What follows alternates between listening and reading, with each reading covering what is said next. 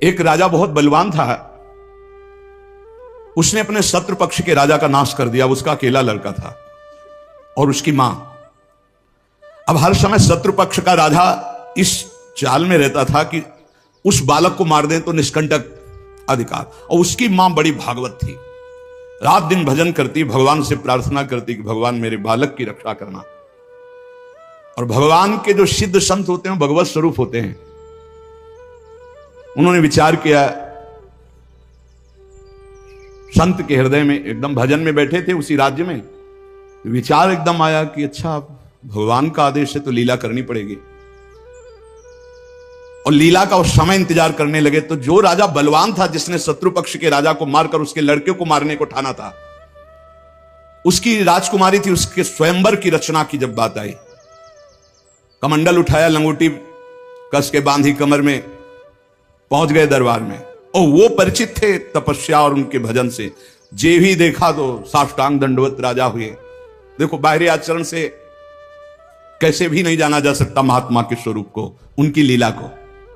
राजा को मालूम था कि ये बड़े प्रसिद्ध और तपस्वी महात्मा हैं। राजा ने तत्काल अपनी कन्या को बुलाया, प्रणाम करवाओ, महाराज आए हैं। राजकन्या बुलाई गई, महात्मा के चरणों में प्रणाम हुआ। महात्मा ने ऐसे देखा नक्सिक तक और कहा, इस लड़की का तो विवाह हम करेंगे, किसी राजकुमार से न कर देना। राजा तो एकदम होश उड़ गए, पर बहुत वो प्रवीण भी थे, राजा बुद्धिमान थे। तो उनका, महाराज ब्याह तो आपसे ही कर देंगे, आप जैसा सुयोग्य वर कहां मिलेगा।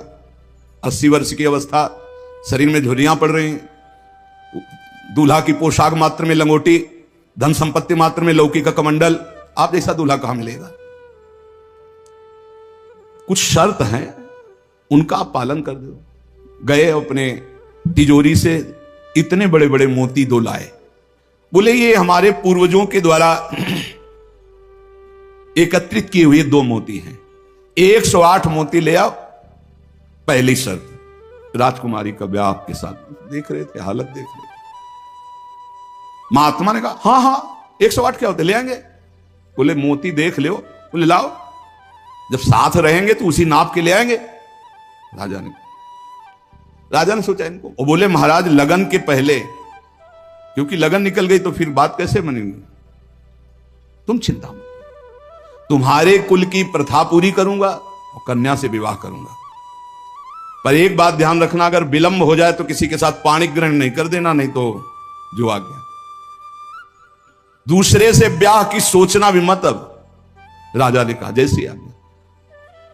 उन्होंने सोचा महात्मा मोती लेके जाएंगे, 2-4-6 दिन घूमेंगे, निराश होकर वापस आ जाएंगे। उनको क्या पता था कि जो भगवान के दास होते बड़े जिद्दी स्वभाव के होते हैं। अब वो ऊंचे दर्जे के सिद्ध महात्मा हाथ में मोती लिए हुए पहुंचे। विचार किया कि यार मोती किससे मांगूं, किससे खोजूं, कहां जाऊं। तो उनका समुद्र को रत्न गर्भा कहा गया, क्योंकि समस्त रत्न है, रत्नाकर है, सब रत्न उसमें विराजमान। समुद्र ही से सीधे मांग लेते हैं चल के। गए, ध्यान आया कि 3 दिन तक भगवान राम जो है उपवास करके बैठे रहे, नहीं आया तो हम तो 30 दिन बैठे रहेंगे तो नहीं आएगा, क्या करें। तो लौकी का कमंडल था, कमंडल उठाया, उलीचने लगे। 1 दिन 2 दिन 3 दिन लगातार, और खूब नाम जप भगवान का, और हर कमंडल में नाम जप करके, मंत्र जप करके जल उलीचने लगे। नाम का प्रभाव समुद्र के हृदय में जलन पैदा हो गई। समुद्र एक साधारण पुरुष के रूप में पीछे से आवाज की, बाबा ये क्या कर रहे हो। समुद्र को खाली कर रहे हैं, और क्या कर रहे हैं। बोले तुम्हारे लौकी के कमंडल से समुद्र खाली हो जाएगा। बोले मजाक करो मत करो, एक महात्मा ने चुल्लू में पी गए थे, अगस्त जी चुल्लू में पी गए थे, ज्यादा हमको चैलेंज मत करो। समुद्र डरा। बोले उलीच काहे के ले रहे हो, तुम हमें बता सकते हो। बोले सुना है रत्नाकर है, बड़े बड़े रत्न है समुद्र में, हमें 108 मोती चाहिए। बोले अगर मोती मिल जाए तो समुद्र उलीचना बंद करो, काहे को मेहनत करेंगे हम। बोले वो तो हम दे रहे हैं तुम्हें, दिखाओ मोती। मोती निकाले हुए से ढेर सारे मोती। एक लहर आई, नाप नाप के 110, क्योंकि 2 वो और 108 झोली में डाले। समुद्र ने कहा और भर लो। बोले हम अकिंचन महात्मा हैं, हमें नहीं चाहिए, ये दुल्हन लेने के लिए शर्त है, इसलिए हमने इनको लिया है और जा रहे हैं। महात्मा जी बड़े गर्व से गए, भगवान की जय जयकार की। राजा देखते ही समझ गया मोती मिल गए, क्योंकि बहुत मुस्कुराहट है। गणित लगाई, लड़की को कैसे बचाऊं? बोले हाँ महाराज। बोले ये ले 110, 2 तुम्हारा 108 है।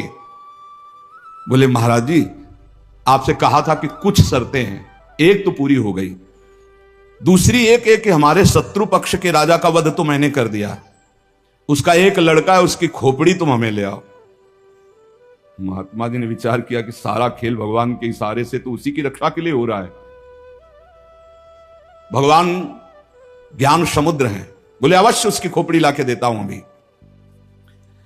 उसका जो कुमार है उसको हर समय मंदिर में बैठाल करके खूब कीर्तन भजन करवाती उसकी मां, क्योंकि उसको पता था भगवान ही समस्त मंगलों का विधान करने वाले हैं। अब महात्मा जी उसके राज्य में गए, जे ही राजमाता ने देखा दरबार में संत आए, प्रणाम किया, महल में ले गई, बढ़िया उनको भोग पवाया और कहा प्रभु आज्ञा कीजिए, कैसे आगमन हुआ? स्वाभाविक दर्शन या कोई आदेश पालन? आदेश पालन नहीं, तुम्हारे लड़के की खोपड़ी ले जानी, तुम्हारे जो दुश्मन राजा है उसने मंगाया है। सहम गई। तो उनका महाराज मैं तो मां हूं, मैं तो काट नहीं सकती, आप साधु हो, आप काट के ले जाओ, ये लड़का मैंने आपको दिया।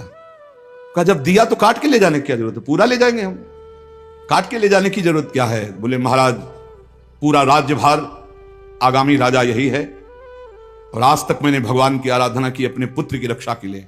संत और भगवान में मैं कभी भेद नहीं देखती, इसलिए आपकी वस्तु आपको समर्पित है, चाहे वहां मार देना, मरवा डालना या जैसी आपकी रुचि हो।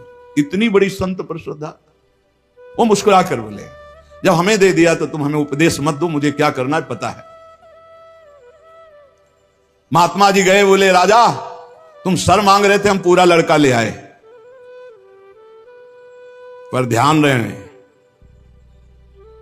एक भी बाल बांका नहीं होगा, पहले भावरे फिरेंगी, इसके बाद तुम्हें जो मनावे सो कर देना। राजा ने बहुत खुश हुआ, बोले बंदी नहीं, बिल्कुल ऐसे ही राजकुमार की तरह बैठा लो, हमारा ब्याह हो जाएगा, हम दुल्हन लेके चले जाएंगे, फिर तुम्हारा जैसा मनावे वैसा करो। राजा राजी हो गया, सिंहासन पड़ा, राजकुमार की तरह बैठा, दुल्हन सजा, तो सब शर्त पूरी हो गई थी। वर पक्ष की जहां बैठक वहां बैठे महात्मा जी, वही जनाती वही बराती, उनके कौन कोई तो था ही नहीं। महात्मा जी विवाह मंडप के नीचे बैठे हैं, आचार्य आए, पूरा दूल्हा भेष सजाया गया महात्मा जी का, लंगोटी में, केवल लंगोटी कमंडल, संत की लीला। कन्या आई, महात्मा का रुको, एक बार देखा तुम्हारे योग्य नहीं हो, हे राजा ये तुम्हारी लड़की हमारे योग्य नहीं। तो महाराज आप ही बोले थे, अब मतलब आप बेइज्जती तो मत करो, बिल्कुल भावरे पड़ने वाली। लड़के की तरफ देखा, हे यहाँ खड़े हो बगल में, ये योग्य है तुम्हारी लड़की की एक, चुप ब्याह कर इसके साथ। तुरंत अपने तपोबल से उस लड़के का ब्याह कराया। बोले सौभाग्य, जाओ। माने आराधना किस बात की थी कि दुश्मन राजा कहीं हमारे पुत्र को ना मार दे, और ये आदेश भगवान ने संत को दिया। तो इतनी बड़ी लीला संत ने रची, और उस राजा से कहा होश में तुम्हारी बेटी का सुहाग है, पूरी सुरक्षा उस राज्य की भी तुम्हें करनी, और अगर हमें सुनाई दिया किसी भी तरह का विरोध। महाराज कभी कभी भगवान की आज्ञा से संतजन कुछ ऐसी लीलाएं करते हैं जिन लीलाओं को बाहरी आचरणों से आप जान ही नहीं सकते कि मामला क्या है। तो कह रहे हैं कि बाहरी जो लीला है वो तो कोई नाटक का पात्र भी कर सकता है, लेकिन संतों की लीलाओं को बिना भगवत प्राप्त कोई जान नहीं सकता है। हमारे ग्वारिया बाबा वृंदावन के सेवा कुंज गली से मस्ती से में चले आ रहे हैं, यार की मस्ती में, सामने से कुछ बंगाल से एक परिवार आए हुए थे दर्शन करने, उनके साथ लड़की को देखा, 70 वर्ष के होंगे बाबा, ग्वारिया बाबा। बिरज गए, बोले नहीं हम इससे ब्याह करेंगे। अरे बंगाली बोले कैसे करोगे तुम ब्याह, बेटी हमारी हम ऐसे। बोले नहीं, अब तो आवाज हुई तो सब ब्रजवासी इकट्ठा हो, ब्रजवासी हंसने लगे क्योंकि जानते थे बाबा सिद्ध है और बालवत उनका व्यवहार। बोले लेंगे, दुल्हन लेंगे, इसी के साथ विवाह करेंगे। बंगाली ने कहा तुम चिता में भरो, जहां भरो, हम अपनी बेटी का ब्याह तुमसे। तो बोले नहीं करेंगे, झगड़ा शुरू। ब्रजवासी बंगाली से बोले भैया तुम नहीं जानते, ये सिद्ध महापुरुष है, एक बार हां कर दे, नहीं ये जल जाएगा बाबा।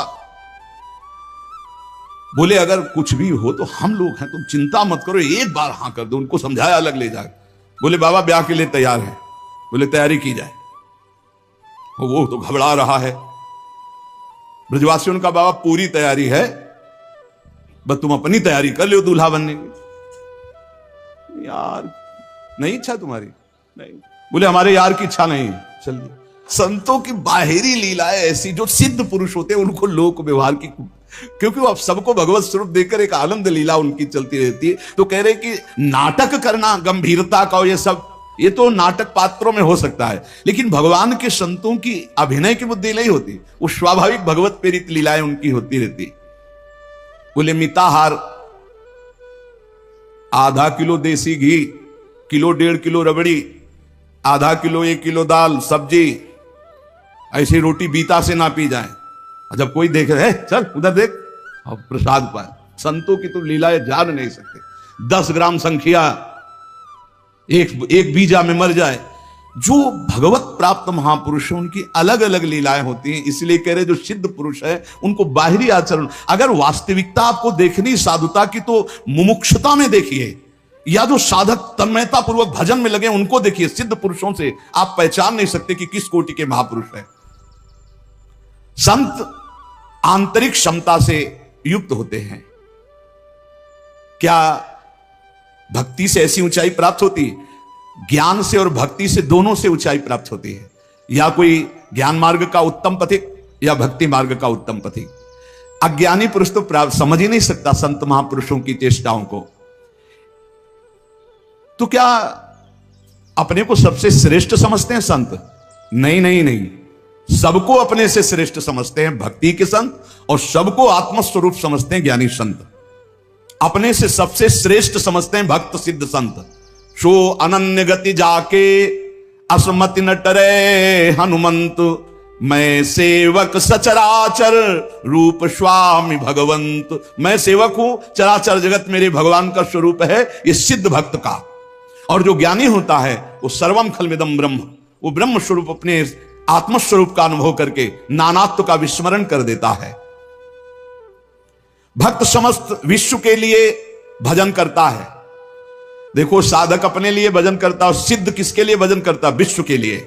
सिद्ध पुरुष का तन मन और भजन, ये प्रत्येक चेष्टाएं जगत मंगल के लिए होती है, उनका अपने लिए कुछ नहीं होता। जैसे साधक परेशान रहता है मेरा कल्याण हो जाए, उसके लिए भजन साधन कर। सिद्ध पुरुष का नहीं, उसकी सारी भजन साधन की चेष्टाएं, सब जितना दिनचर्या है वो जगत मंगल के लिए होता है। सब पूरे संसार को देते रहते, तुम्हारा मंगल हो, तुम्हारा कल्याण हो।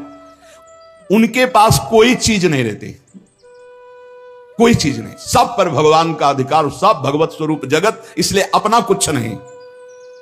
बड़ा ऊंचा भाव होता है भक्त का, जो सिद्ध महापुरुष होता है।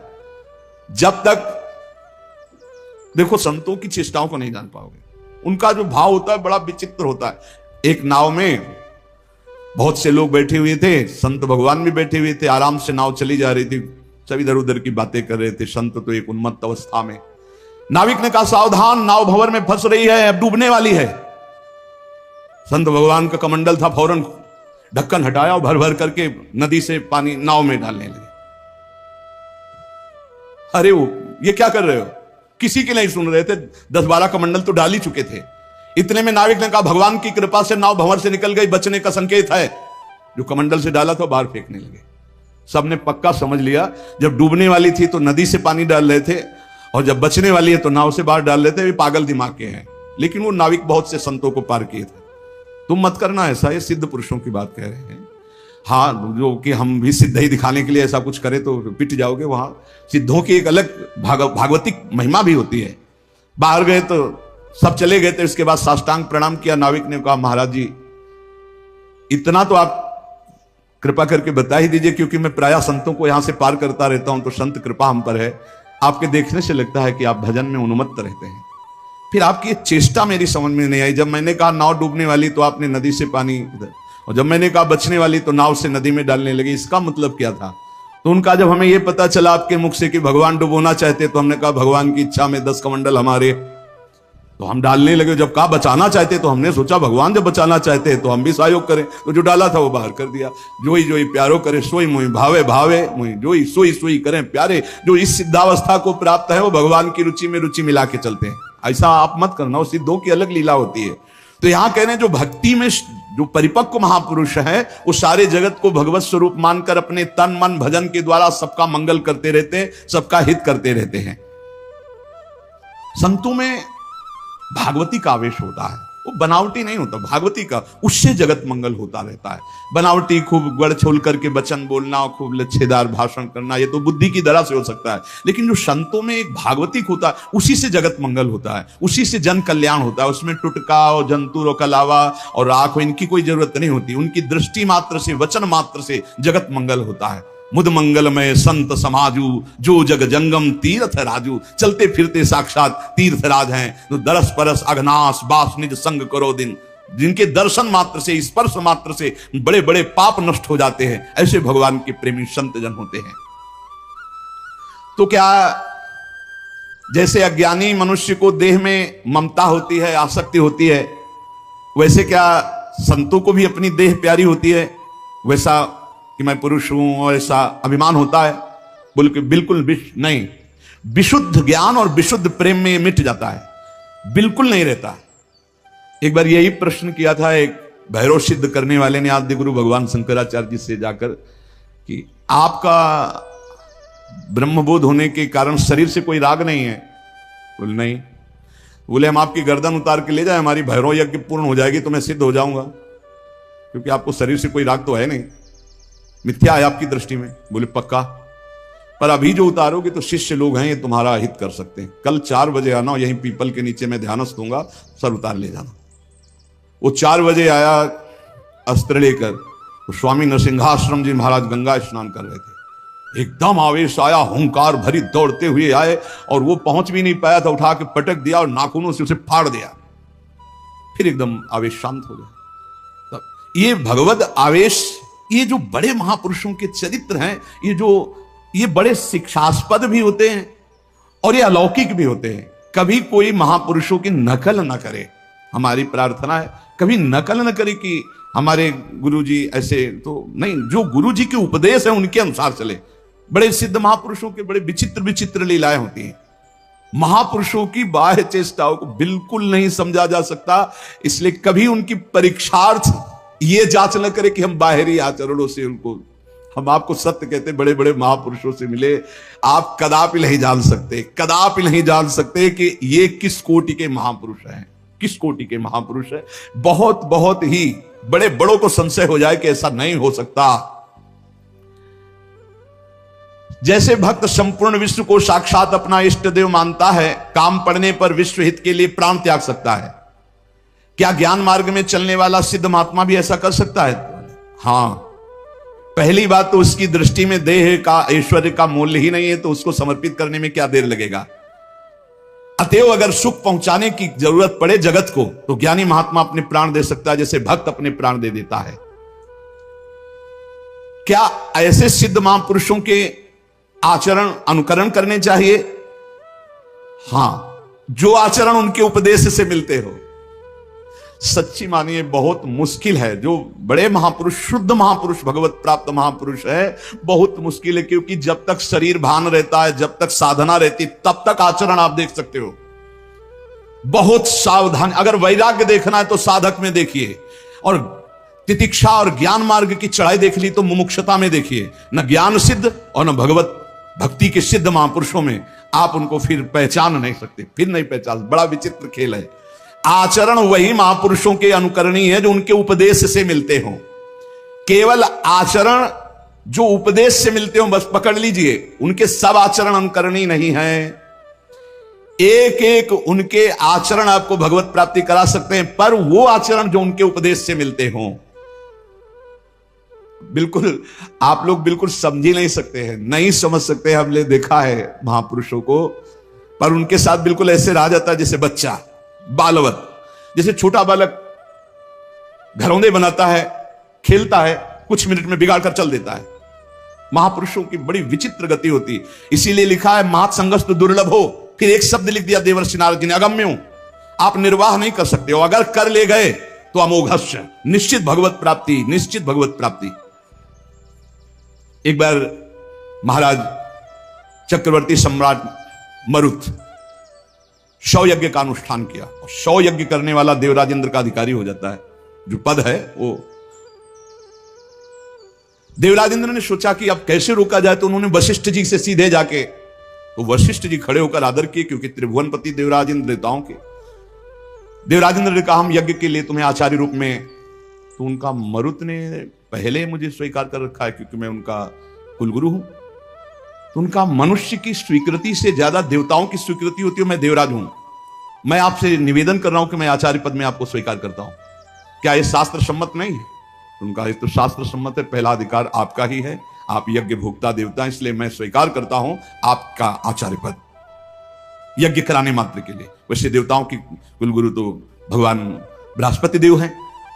इस ईर्ष्या कि कहीं ये 100 यज्ञ पूरी न। अब महाराज मरुत को जवाब दे दिया कि हम नहीं करा सकते।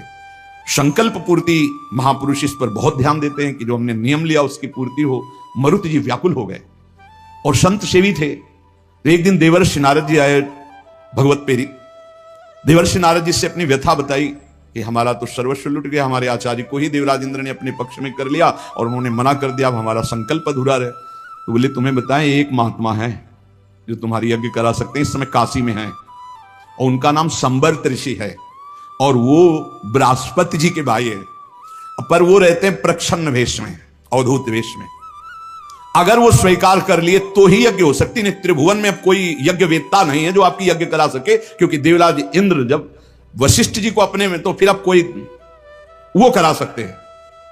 मरुत ने अपने संकल्प की पूर्ति के लिए कहा मैं पहचानूंगा कैसे? बोले उनको घृणा है तो सिर्फ सबसे घृणा है और रोज 24 घंटे में एक बार विश्वनाथ जी के दर्शन करने जाते हैं। तो विश्वनाथ जी के मार्ग में आप 100 रख देना, जो अवधूत विचक करके भागता नजर आवे तो जान लेना वो महाराज संबर्त ऋषि हैं। ऐसा ही किया महाराज मरुत ने। दिन भर इंतजार करते रहे, देखा एक पागल जैसे प्रक्षण ऋषि, जो ही देखा 100 तो भाग करके दूसरी तरफ पीछे भागे मरुत जी। अब वो समझ गए कोई मेरा पीछा कर रहा है, तो भागे गंगा के किनारे की तरफ। पेशाब करके ऊपर फेंक देना, थूक देना, ईंट मारना, रज मारना, ऐसे सब। वो कुछ नहीं, विचलित नहीं हुए, हाथ जोड़े भागते ही रहे। एकांत में गए, बोले क्या चाहते हो? बोले महाराज मेरा नाम मरुत है, मैं आपको आचार्य पद पर स्वीकार करता हूं, यज्ञ कराना चाहता हूं। देख ले समस्त देवता तेरे खिलाफ हो जाएंगे और अगर तूने मुझे फिर आचार्य पद से हटाया तो तुझे भस्म कर दूंगा। अगर मैं आचार्य पद पर बैठा रहा तो किसी भी त्रिभुवनपति की ताकत नहीं है कि तेरी यज्ञ में विघ्न पैदा कर सके। बोले इसीलिए वर्ण कर रहा हूं, प्राण चाहे चले जा, मैं आपको नहीं छोड़ सकता। संबर्त ऋषि आचार्य रूप से जब यज्ञ के लिए बैठे तो अग्नि देवता आए, उनका हम आहुति स्वीकार नहीं करेंगे, बंद कर दे, मरुत यज्ञ को बंद कर दे। तो संबर्त ऋषि ने कहा तुम मेरे मंत्र से आवाहन करने पर स्वीकार करोगे, अगर नहीं स्वीकार करोगे तो मैं मंत्र के द्वारा तुम्हें भस्म कर दूंगा। तपोबल से अग्नि देवता को भस्म। अग्नि देवता थर्रा के गए, देवराज इंद्र से कहा बहुत बेढप महात्मा है, मंत्र बल से युक्त है, वो मुझे भस्म कर देंगे, मैं थर्रा गया हूं। देवराज इंद्र जेव ही आहुति प्रारंभ हुई, देवराज इंद्र वज्र लेकर प्रकट हुए मरुत को दंड देने के लिए। ऐसे केवल कर दिया तो वहीं वज्र लिए ऐसे खड़े हो गए। बोले जब तक यज्ञ होगी ऐसे खड़े रहोगे और जो आहुति दोगे हर देवता स्वीकार करे। बोले हर आहुति स्वीकार करेंगे, ऐसे कब तक वज्र लिए खड़े रहेंगे, आप कृपा करो। तो जो भजन में डूबे हुए अवधूत कोटि के महापुरुष से बड़ी अपार सामर्थ्य होती है, पर इनके बाहरी व्यवहार, बाहरी आचार ऐसे होते हैं कि जाना नहीं जा सकता। बाहरी व्यवहार, बाहरी आचरण संभाल संभाल करके साधक करता है, चाहे ज्ञान मार्ग का हो चाहे भक्ति मार्ग का हो। और जो भगवत प्राप्त महापुरुष हो गए अब उनको कोई फर्क नहीं। इसीलिए श्रीमद् सुधानिधि में एक श्लोक लिखा है, कर्माणि श्रुति बोधितानि नितराम कुर्वन्तु कुर्वन्तु मा गूढ़ाश्चर्य रसास्त्रगादि विषयान् गृह्णन्तु मुञ्चन्तु वा कैर्वा भाव रहस्य पारगमति श्री राधिका प्रियसा। ऐसे उत्तम रहस्यमय भाव में डूबे हुए महापुरुष। तो क्या इन महापुरुषों के आचरण शास्त्र के प्रतिकूल भी होते हैं क्या, जिन्हें पापाचरण कहते हैं? कदापि नहीं, क्योंकि सिद्ध ही हुए हैं शास्त्र अनुकूल आचरण करके। पापाचरण नहीं होते पर बड़ी उनमें दिव्यता होती। जैसे आद्य गुरु भगवान शंकराचार्य जी ने मछली ऐसे खाई तो कुछ शिष्यों ने पाली। भक्तमाल जी में भगवान शंकराचार्य जी के पावन चरित्र में लिखा हुआ है, जब आगे चल करके गला हुआ कांच पीने लगे, अब सब चुप थे, बोले पियो। ऐसे किया तो जीवित मछली निकले। अब वो महायोगी जो सिद्ध पुरुष हैं उनकी होड़ हम थोड़ी कर सकते हैं, उनके द्वारा जो आचरण हो रहे हैं कोई पाप थोड़ी हो रहे हैं। अब कह दे कि उन्होंने मछली खाई हम भी पाप। अब वो जब ऐसे किए तो सब लीवर में फंस चुकी थी, और वो जिंदा निकाल दिए। तो महापुरुषों के आचरण जो उपदेश से मिलते हो उनको हम बाहरी कैसे जाने कि ये संत हैं जिनसे हम जुड़ करके अपने जीवन को सार्थक करें।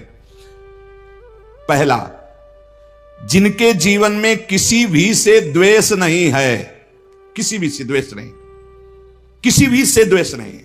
चराचर जगत में सेवकवाणी हरिवंश नाम लीन जे अजात शत्रुते सदा, उनके हृदय में किसी के प्रति शत्रुता नहीं। पहला लक्षण है किसी से द्वेष नहीं। मानो आपसे नाराज हो गए तो द्वेष पूर्वक नहीं नाराज हुए, आपको सद आचरण बताने के लिए, सद में प्रतिष्ठित करने के लिए आप फिर थोड़ी देर बाद मिले, फिर आपको मुस्कुराते मिलेंगे। यह नहीं हो सकता कि उनके अंदर द्वेष हो जाए। वो एक ऐसे उबाल आई है आपके कल्याण के लिए, वो आपको डांटा, आपको सही मार्ग बताया, फिर जब आप मिले फिर वैसे मृदु स्वभाव से मिलेंगे। कोई उनके अंदर द्वेष नहीं होगा। और द्वेष जिसके अंदर होता है तो सालों चलता है, पूरे जीवन भर चल जाता है, देखते ही जल जाएगा वही आदमी है जिसने ऐसा। दूसरा, उनका सबके प्रति प्रेम भरा व्यवहार होता है। संतों का सबके, एक होता बनावटी प्रेम तुमसे कुछ लेने के लिए, और एक होता निरपेक्ष प्रेम जो भगवत दृष्टि में होता है। उसमें चिपकाव नहीं होता, ध्यान रखना, माया का चिपकाव नहीं होता, उसमें मीठे वचन चाटुकारिता नहीं होती जिसको आप समझते हो कि सांसारिक प्यार नहीं होता। उनमें निरपेक्षता होती है और भगवत भाव वाला प्यार होता है। तीसरा, उनके अंदर भेदभाव नहीं होता अपना पराये का। पर आप पीछे सुन चुके हैं, विशेष प्रियता, विशेष श्रद्धा, विशेष समर्पण वाले के प्रति दिखाई देगी। वस्तुतः उनके हृदय में समता है पर दिखाई देगा ऐसा। जो विशेष श्रद्धा और विशेष समर्पण, तो वहां विशेष पक्षपात दिखाई दे। जैसे भगवान समूहम सर्वभूतेषु, लेकिन भक्तों में पक्षपात करते दिखाई देते हैं, द्वेषियों का वध करते दिखाई देते हैं। है तो सम, लेकिन भक्ति ने उनको भगवान के हृदय में पक्षपात प्रकट कर दिया। ऐसे ही संत सम है, आपका समर्पण और आपका प्रेम पक्षपाती बना देगा उनको। भाव अंदर से समर्पित सबके प्रति, भेदभाव रहित। चौथा, श्री भगवान के सिवा कोई अपनापन नहीं कहीं किसी से भी। ये संत की पहचान, भगवान के सिवा किसी से अपनापन नहीं। ये अपने हैं, ये शब्द नहीं। मेरे तो गिरधर गोपाल दूसरों न कोई। संत की स्थिति में, आंतरिक स्थिति में केवल भगवान, और वही सब रूपों में है, इसलिए सबसे प्यार। शरीर मन वाणी में कहीं भी अहंकार नहीं, न शरीर में, न मन में, न वाणी में। सुख दुख में जिनकी बुद्धि स्थिर रहती है वो संत हैं। अपना बुरा करने वाले के प्रति सामर्थ्य है दंड देने की, पर दंड ना देकर उसको क्षमा करना, ये संत का स्वभाव है। सामर्थ्य है, अच्छे से दंड दे सकते हैं, तप के द्वारा दंड दे सकते हैं, समाज के द्वारा दंड उनको दिला सकते हैं, लेकिन वो क्षमा करेंगे। संत का स्वभाव दंड देना नहीं। अनुकूल और प्रतिकूल वस्तु या परिस्थिति या व्यक्ति या स्थिति में बराबर संतुष्ट रहना। चाहे अनुकूल परिस्थिति हो, चाहे अनुकूल व्यक्ति हो, चाहे अनुकूल घटना हो या प्रतिकूल परिस्थिति हो, प्रतिकूल वस्तु हो, प्रतिकूल घटना हो, वो समान स्थिति हृदय की रहना। चित्त का निरंतर योग युक्त रहना। योग युक्त किसे कहते हैं? निरंतर भजन चलते रहना। तेसाम सतत युक्ता नाम भजताम प्रीति पूर्वकम ददामि बुद्धि योगम तम। निरंतर भगवान के चिंतन में डूबे रहना संत का लक्षण। चेहरा बता देता है कि भगवान में डूबा है कि संसार का चिंतन हो रहा है। जो भगवान में डूबा होता है उसकी एक अलग अलौकिकता होती है, उसके नेत्र, उसके मुखारविंद से एक आभा प्रकट होती रहती है जो भगवान में डूबा होता है। वो मन